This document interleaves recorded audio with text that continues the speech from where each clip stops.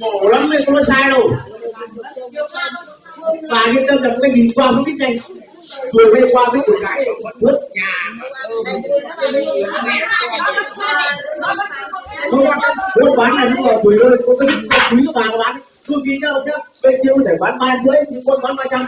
không có lời, có lãi rồi đúng không, thì mình tự giảm giá và chứ không thể chuyện đúng không, để mua cũng có giảm giá, mua cũng có khuyến mại không phải đâu bà.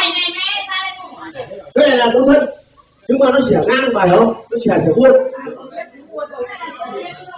đấy. Con giải thích mà câu này, cái này không phải cái câu này, tất cả những con này là đúng quán từ giấy phải không, đầu tư ra cũng vào những mấy tỷ luôn, tôi đặt cái đấy luôn, tức là trong biến con nhặt và sống thôi, chứ còn không ai người ta dạy thì người ta bảo là bán biến và bán không khác à, không phải, không ai dạy là đấy, chỉ có nhặt và cứ nhặt nuôi và nuôi thôi.